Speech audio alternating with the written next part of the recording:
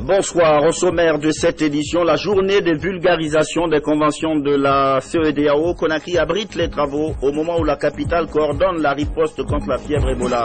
Vers la réimmatriculation des véhicules en Guinée, l'opération est imminente. C'est pour aider le CADAC à lutter contre les faux documents. Un tableau pittoresque qui déchaîne des interprétations, notre légende des siècles, la Dame de Mali à l'épreuve du temps. Elle continue d'être une attraction touristique. Voilà pour les résultats. Madame, Monsieur, bonsoir et bienvenue dans ce journal. Ce samedi, on fait le point sur les efforts dans la lutte contre Ebola. Aujourd'hui, le Premier ministre a rencontré des opérateurs économiques. Leur contribution est la bienvenue dans l'éradication de la maladie. Un compte est ouvert à ce propos à la Banque centrale. Tout dépôt sur ce compte Ebola sera apprécié comme geste hautement patriotique. Adi Kamara. L'initiative prise par le chef de l'État, le professeur Alpha Condé, par rapport à la mobilisation de tous les acteurs économiques du pays concernant la lutte contre la fièvre hémorragique à virus Ebola est bien perçue et comprise. En plus donc des annonces de contributions qui ont été faites à la présidence de la République le mercredi, d'autres opérateurs économiques du pays ont favorablement réagi ce matin devant le Premier ministre, entouré de certains membres du gouvernement. Ce que je suis en train de vous dire, Monsieur le Premier ministre, les annonces à partir des autres sociétés, comme CDG, comme AMC, etc., se préparent parce qu'il faut que la décision soit prise à des niveaux du conseil d'administration pour confirmer les montants. J'ai parlé avec le DG, le président de la banque, Banque de développement de Guinée. Je lui ai dit que j'ai fait par exemple une personnel de 50 millions. Il dit bon, de façon de se nommer, le pays maintenant nous appartient. En tant que président, il faut faire une autre annonce de 100 millions. Je donne 10 millions. Le gouvernement de Conakry avait annoncé 5 millions au nom du gouvernement de Conakry.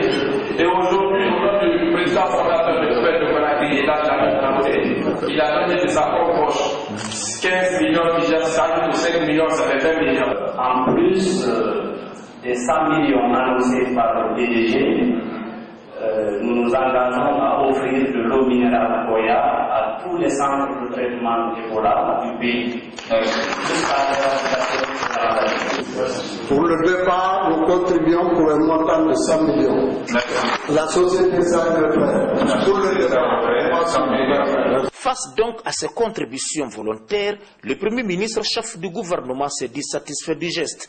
Mohamed Saïd Fofana a saisi l'occasion pour exhorter les uns et les autres à s'inscrire dans cette dynamique, car cette maladie qui frappe certains pays de la sous-région ouest-africaine freine le lent de développement. Ebola tue, mais Ebola a des impacts aujourd'hui sur l'ensemble des secteurs économiques, pas seulement le secteur minier, mais tous les secteurs ressentiront le coût et les conséquences de cette maladie. C'est pourquoi c'est tout à fait normal que vous vous levez pour qu'ensemble nous luttons contre, n'est-ce pas, cette maladie. En le faisant, non seulement nous accompagnons le chef de l'État dans son initiative, mais aussi nous travaillons pour nous-mêmes, pour nos familles et pour notre économie. Comme on le voit ici, l'appel du chef de l'État est entendu par les opérateurs économiques du pays et cela devrait faire boule de neige sur toute l'étendue du territoire national. L'Association pour le développement économique et social, la structure propose ses services dans la lutte contre Ebola.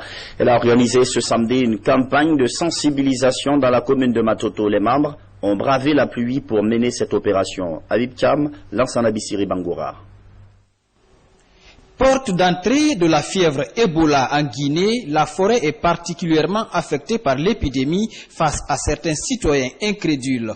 L'Association pour le développement économique et social qui regroupe la communauté Konia appelle les fils du terroir à une prise de conscience des réalités de ce fléau.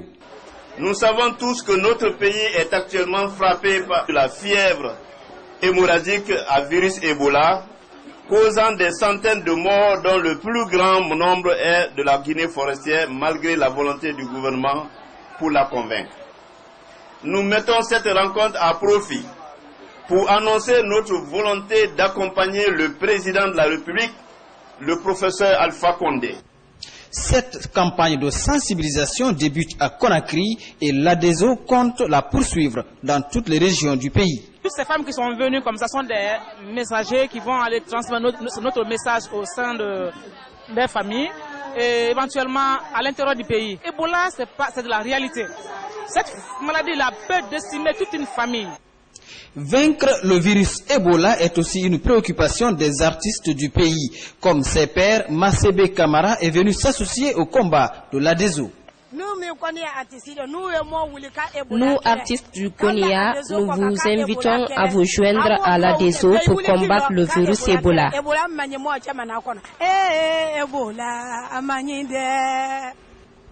Dans cette lutte préventive, le lavage des mains reste la principale arme de combat contre l'épidémie qui sévit désormais au-delà de nos frontières.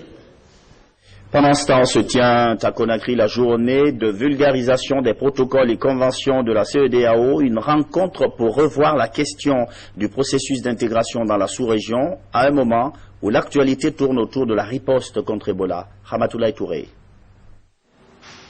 C'est une journée de vulgarisation sur les protocoles et conventions de la CEDEAO. Elle réunit des représentants de nos institutions républicaines, cadres de l'administration publique, membres de la société civile et acteurs du secteur privé guinéen. Les échanges portent sur l'intégration à l'épreuve des réalités. C'est une journée qui vient à point nommé parce que la CEDEAO s'est fixée pour objectif à l'horizon 2020 de passer de la CEDEAO des États à la CEDEAO des peuples. Donc il faut faire en sorte que les conventions et l'ensemble des actes qui sont prises au niveau des instances supérieures de la Commission de la CEDEAO soient répercutés et bien connus par la base, notamment l'ensemble de la population vivant sur le territoire communautaire de la CEDEAO. La réaction controversée de certains groupements de la CEDEAO par rapport à l'épidémie Ebola dans 4 pays membres fait l'objet de critiques aujourd'hui. Le ministre de la Coopération dénonce à son tour cette attitude unilatérale de certains États signataires de l'intégration en Afrique de l'Ouest. De les demander de se référer aux chartes de la CEDEAO, de se référer aux accords, aux protocoles qui ont été signés. Il n'est pas... Nous avons des pays qui sont très loin. La France n'a pas fermé ses frontières. Les pays européens n'ont pas fermé ses frontières. Et pourquoi c'est des pays africains qui font cela? C'est vrai que quelqu'un va me dire que la France n'est pas là. Ils sont loin d'ici, mais tous les jours, le Maroc qui est à côté, qui est là aussi. Donc c'est de voir ici, quand on parle de l'intégration africaine, que ce soit une intégration réelle. Et aujourd'hui, c'est un premier test pour la CEDEAO. La CEDEAO doit prouver au monde entier que l'intégration, ce n'est pas juste une théorie qu'on est en train d'annoncer partout, et que c'est une réalité que nous devons vivre, et que c'est une réalité que nous devrons accepter et que nous devons appliquer à tout niveau. Tout en exhortant l'appui des partenaires pour éradiquer cette maladie, le ministre Koutoubou rappelle l'intérêt de s'approprier du contenu des textes sur l'intégration économique en Afrique de l'Ouest. La CEDEAO est créée en 1975 à Lagos, au Nigeria.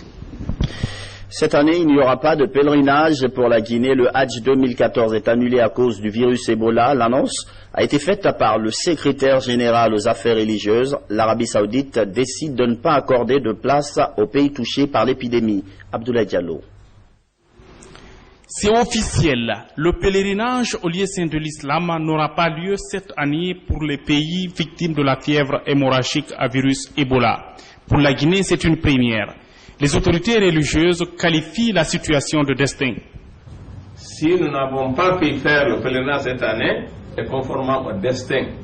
Quand Dieu a créé ce monde-là, il n'y avait pas de montagnes, il n'y avait pas des arbres, il n'y avait pas de mer, il n'y avait rien. Le jour-là, Dieu a appelé, les âmes étaient là.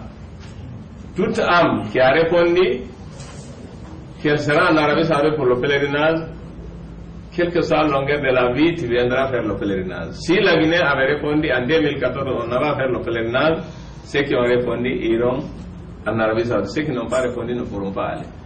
Au-delà de son caractère religieux, le Hajj est aussi lucratif. Un coup dur pour les fidèles qui voulaient accomplir ses devoirs religieux et pour les acteurs économiques impliqués dans le Hajj, 5e pilier de l'islam.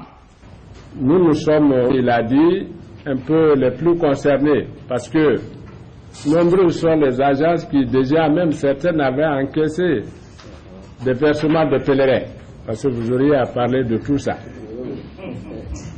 Bon, mais de toutes les façons, c'est notre activité. Ce n'est pas en une minute qu'on règle tout ça. La décision des autorités saoudiennes ne concerne pas seulement la Guinée. Elle s'étend au Libéria et à la Sierra Leone. À bientôt de nouvelles plaques d'immatriculation pour les véhicules. C'est le rêve que caresse le ministère des Transports. L'astuce, c'est pour lutter contre la fraude. Beaucoup de conducteurs disposent de permis ou de cartes grises falsifiées. Mais comment remédier à tout cela alors que techniquement le Kadak est encore à l'âge de la pierre taillée avec des machines d'un autre siècle? Feu des camarades. Conformément à la lettre de mission du ministère des Transports, une opération de reprise de toutes les immatriculations doit être engagée. L'enjeu est la maîtrise des statistiques du parc automobile et l'informatisation du fichier des cartes grises pour stopper la fraude et renflouer les caisses de l'État. Avant le lancement de cette opération, ici au Bureau régional des transports terrestres de Conakry, les sections immatriculation, permis de conduire et autorisation de transport doivent se tourner vers les nouvelles technologies. En attendant, les dossiers sont manuellement traités avec des machines de dactylographie des années 60 et même la conservation des archives laisse à désirer. Le Bureau régional des transports terrestres serait heureux de voir solutionner certaines de ces difficultés qui sont entre autres l'achèvement des travaux de rénovation des locaux pour habiter le personnel, l'informatisation des titres de transport pour mieux les sécuriser et réduire les faux qui planent dans tout le pays, le scannage des permis de conduire, l'équipement en logistique fiable, ordinateur, dans les différentes sections conformément à leur activité. Depuis 2 ans, le Kadak, centre d'administration automobile de Conakry, est devenu le bureau régional des transports terrestres. Un changement de nom qui devrait rimer avec le changement des conditions de travail. En faisant cette visite et en voyant les conditions dans lesquelles il travaille, je suis complètement retourné. Je n'ai vu aucun ordinateur qui est fonctionnel. On travaille avec des machines à écrire qui datent des années 60 ici. Comment voulez-vous que les types de transport qu'on émet soient fiables et que nous soyons crédibles vis-à-vis de nos usagers? Ça m'a venu permettre d'avoir une idée exacte des contours qu'il faut prendre en compte dans la réalisation du dossier de réimmatriculation. Le bureau régional des transports terrestres de Conakry est un service de recouvrement. Au compte du premier semestre 2014, cette division de la Direction nationale des transports terrestres a versé près de 3 milliards de francs guinéens au trésor public. Aujourd'hui, la principale doléance de la section syndicale de ce service de recettes est de bénéficier de ristournes pour être plus performant par la mise en place d'un budget de fonctionnement. La cité de solidarité, les 370 pensionnaires qui l'occupaient sont rentrés chez eux. L'État va lancer la reconstruction du site. Une première enveloppe de 11 milliards de francs guinéens disponible pour financer les travaux. Reportage Mohamed de Camara. 5 jours après le départ des personnes handicapées pour leur préfecture d'origine, la cité de solidarité retrouve progressivement son visage d'antan. Seules quelques dizaines de familles installées ici depuis la Première République continuent à y habiter. Les 370 personnes concernées par l'opération sont déjà arrivées à destination. C'est un sentiment de satisfaction, hein. Vraiment, saluer l'œuvre du gouvernement parce que réellement ça a permis aux collègues de quitter les lieux parce que c'était encombrant, c'était puant, c'était infectant, même pour les habitants, les voisins aussi. Et ça contribue un peu à leur bien-être et à préserver leur santé. Il est prévu la reconstruction et la rénovation de cette cité afin de répondre aux besoins de formation des personnes handicapées en vue de leur réinsertion. Le projet a démarré sur le financement 100% BND. Les fonds sont déjà obtenus et l'entrepreneur a commencé la construction du premier bâtiment, mais on a été bloqué dans l'avancement des travaux par l'occupation légale de ces personnes qui étaient là dans la cour. Donc c'est les espaces qui sont prévus pour la construction qui étaient occupés par elles. Donc au moment qu'on a réussi à les transformer dans leur village, les espaces maintenant sont libérés. Alors je crois que demain la construction va continuer. Pour éviter une nouvelle occupation illégale de l'enceinte de la cité, la police veille sur le mouvement des personnes qui s'y rendent. Et ce programme de remise à niveau pour des cadres issus des structures déconcentrées du ministère de l'Action sociale, une démarche dans le cadre de la protection des enfants dans l'arrière-pays. La cérémonie de clôture est présidée par la ministre Sanaba Kaba. Le point avec Fatoumata Kourouma. Donner une éducation de qualité à tous les enfants de Guinée est le challenge que le ministère de l'Action sociale est déterminé à relever. Dans cette optique, des cadres issus des structures déconcentrées du département renforcent leurs capacités en informatique pour assurer une meilleure protection des enfants de la Guinée profonde. Ces cadres bénéficient d'équipements de bureaux et d'engins roulants. Je crois que c'est une grande première de pouvoir bénéficier d'une formation avec plus de 15 cadres et de pouvoir bénéficier de ces motos et de ces ordinateurs. Nous pensons que c'est une occasion opportune à mettre tout en œuvre pour que ce matériel soit utilisé pour des raisons pour lesquelles ces matériels ont été octroyés. Et je pense que ça va nous renforcer et ça nous permettra davantage de trouver des résultats sur le terrain. Financé par le gouvernement guinéen, ce programme permet d'accélérer la mise en œuvre du système de protection des enfants du pays. Un département ministériel ne vaut que par la présence effective des structures déconcentrées auprès des bénéficiaires à la base. Toutes ces actions s'inscrivent en droite ligne des nobles idéaux de projet de société de son Excellence Professeur Alpha Condé, président de la République, chef de l'État. La remise d'un chèque pour la prise en charge de 4 enfants dans la préfecture de l'Abbé a été un des temps forts de cette rencontre d'espoir pour l'enfance démunie. Environnement, le 5e rapport national sur la biodiversité vient d'être validé. Le document explique les étapes de la mise en œuvre de l'engagement de notre pays en matière de conservation des ressources biologiques. En clair, la Guinée veut respecter les clauses de la Convention internationale sur le sujet. Nabi Kamara. Cette semaine, ils étaient une cinquantaine d'experts et scientifiques guinéens à renforcer leurs capacités en matière de conservation, d'utilisation durable des ressources biologiques et le partage équitable des avantages tirés de l'exploitation de ces ressources. Ils ont mis leur rencontre à profit pour valider le 5e rapport sur la mise en œuvre de la Convention sur la diversité biologique dans notre pays. Un document élaboré et présenté tous les 2 ans par les parties contractantes pour apprécier les différentes étapes franchies par rapport à cet engagement international signé le 7 juin 1992 à Rio de Janeiro, au Brésil. Il souligne l'engagement de la Guinée envers la Convention sur la diversité biologique. C'est un engagement qui lie finalement tous les pays de la planète qui sont responsables de la conservation de la biodiversité et des écosystèmes. Ça ouvre la porte à des décisions plus éclairées, à un développement plus durable pour la Guinée.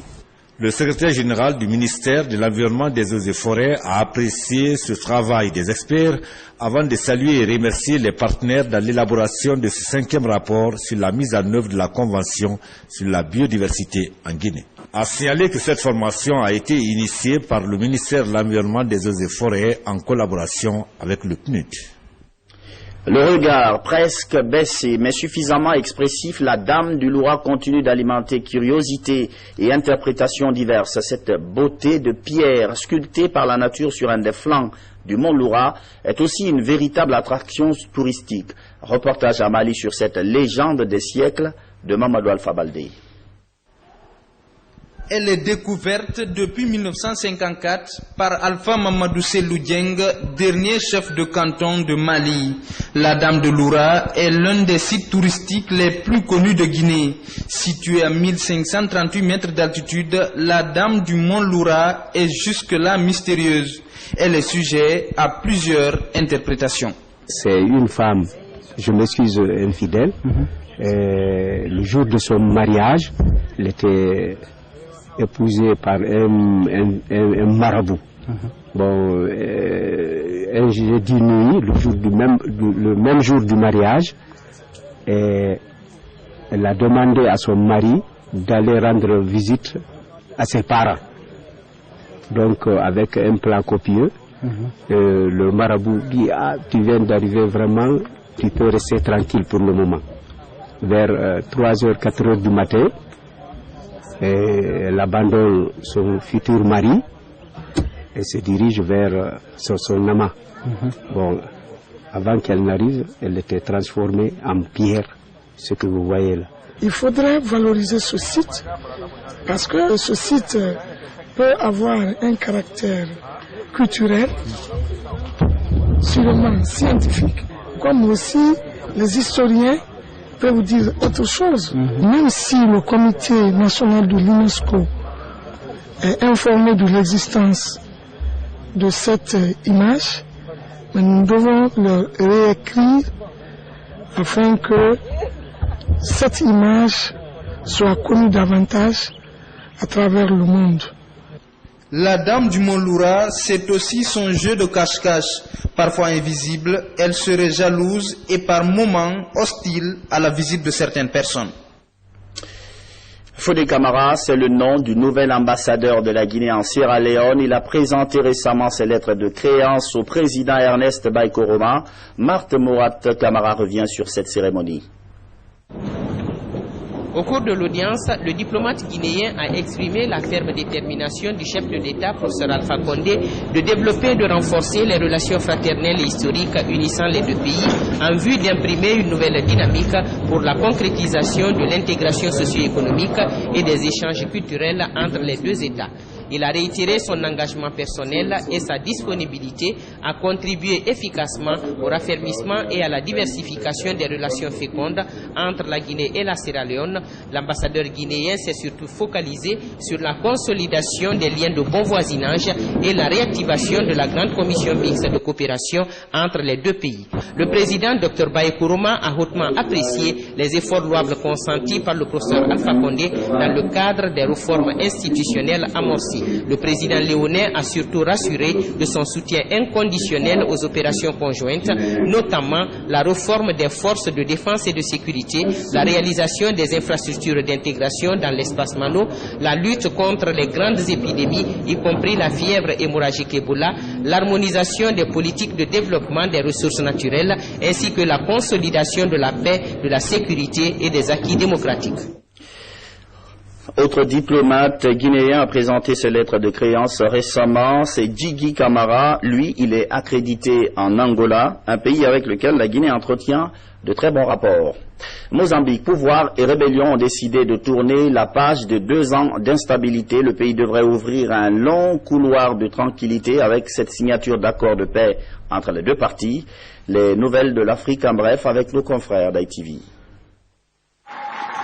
Signature vendredi à Maputo d'un accord de paix entre le président du Mozambique, Armando Guebuza, et le chef de la rébellion de la Renamo, Afonso Djakama. Cette cérémonie entérine le cessez-le-feu conclu à la fin août qui a mis un terme à 2 ans de troubles dans le pays. Djakama a déclaré attendre une meilleure redistribution de la richesse entre les régions. Cet accord devrait faciliter le déroulement des élections générales prévues le 15 octobre et repousser le spectre de la guerre civile qu'a connue le Mozambique pendant 16 ans jusqu'en 1992. Le ministère tunisien de l'Intérieur a annoncé vendredi l'arrestation de 12 activistes islamistes, dont un Algérien, soupçonnés de préparer des attaques terroristes. Selon le porte-parole du ministère tunisien, des explosifs et des armes ont été saisis. Tunis est confronté depuis plusieurs mois à la présence de djihadistes armés dans la région montagneuse du Chambly. Distribution de vivres pour des personnes placées en quarantaine. La scène se déroule au Libéria, où le Programme alimentaire mondial ravitaille les populations confinées dans certains secteurs afin d'éviter la propagation du virus Ebola. Les habitants de ces périmètres ont du mal à se procurer de la nourriture. Certains sont privés de ressources, faute de pouvoir se rendre à leur travail. Un autre accord de paix, cette fois-ci entre pouvoir ukrainien et rebelles pro-russes. Ce samedi, le cessez-le-feu est respecté, mais beaucoup restent sceptiques. Ils pensent que la trêve pourrait incessamment être violée par la Russie. Suivez. Le cessez-le-feu entre Ukrainiens et rebelles pro-russes, annoncé et entré en vigueur vendredi soir, semblait être respecté samedi matin. L'accord intervenu à Minsk, au Bélarus, prévoit un retrait des troupes, l'accès de convois humanitaires et un échange de prisonniers tous contre tous, mais ne précise pas les modalités du retrait des combattants. Si la Russie a aussitôt formulé l'espoir de le voir appliqué point par point, le président américain, qui clôturait le sommet de l'OTAN au pays de Galles, a fait preuve de réserve et appelé le président russe à plus de souplesse. S'agissant de l'accord de cessez-le-feu, évidemment nous espérons, mais avec l'expérience, nous sommes également sceptiques. Le chemin de la Russie pour revenir dans la communauté des nations respectant les lois internationales est toujours là. Et nous encourageons le président Poutine à le prendre. Il n'y a pas que Barack Obama qui soit sceptique sur l'avenir de cet accord. À Kiev ou ailleurs, personne n'y croit. Je n'y crois pas du tout. C'est une nouvelle opportunité pour Poutine et ses complices pour se regrouper et reprendre l'offensive contre l'Ukraine. La Russie nous a déjà déçus plusieurs fois. Elle va nous décevoir à nouveau. À Donetsk, place forte des séparatistes pro-russes dans l'est de l'Ukraine, le doute est de mise également. Parce que le camarade Poroshenko ne tient pas sa parole. Ce n'est pas que moi. La plupart des gens de Donetsk le pensent. Illustrant les méfiances de part et d'autre, les deux camps se sont mutuellement accusés dans la journée de violer le cessez-le-feu et de compromettre un règlement pacifique dans les régions Est. Cette partie a été dévastée par la guerre. Il s'agit de la bande de Gaza. La reconstruction est à l'ordre du jour. Reste à préciser par qui.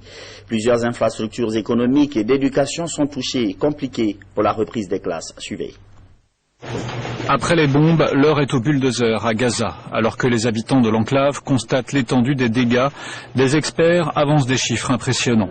Selon l'autorité palestinienne, la reconstruction coûtera 6 milliards d'euros, un montant corroboré par Shelter Cluster, une ONG supervisée par les Nations Unies et la Croix-Rouge. 18 000 foyers ont été détruits, transformant plus de 100 000 personnes en sans-abri. L'ampleur de la destruction à Gaza est au-delà de ce que l'on attendait. Nous faisons au mieux pour pousser la communauté internationale à prendre ses responsabilités en aidant à la reconstruction de Gaza aussi vite que possible. Outre les immeubles d'habitation, une bonne partie de l'infrastructure économique a été touchée par les bombardements. Une centaine d'usines et de commerces ont été réduits en poussière. Stations d'épuration et réseaux d'égouts ne fonctionnent plus. De nombreuses écoles ont également été endommagées. Avant la guerre, ça allait mieux. Maintenant, c'est de pire en pire. Les frontières sont toujours fermées, il n'y a pas d'électricité, pas de travail, les gens souffrent et les élèves sont censés rentrer en classe. Que Dieu nous aide. L'autorité palestinienne estime qu'il faudrait au moins 5 ans pour reconstruire la bande de Gaza, dans l'hypothèse où le blocus serait totalement levé. Depuis 2006, Israël interdit l'entrée de nombreux matériaux de construction sous prétexte qu'ils peuvent être utilisés par le Hamas pour construire des tunnels. Des experts palestiniens proposent d'utiliser les millions de tonnes de débris en construisant une avancée sur la mer pour étendre la superficie de Gaza. Reste à savoir qui payera pour la reconstruction. Jusqu'à présent, c'est l'Union européenne le principal bailleur de fonds, sans avoir de poids politique pour influer sur le règlement du conflit israélo-palestinien. C'est la fin de cette édition d'information. Bonsoir et à demain.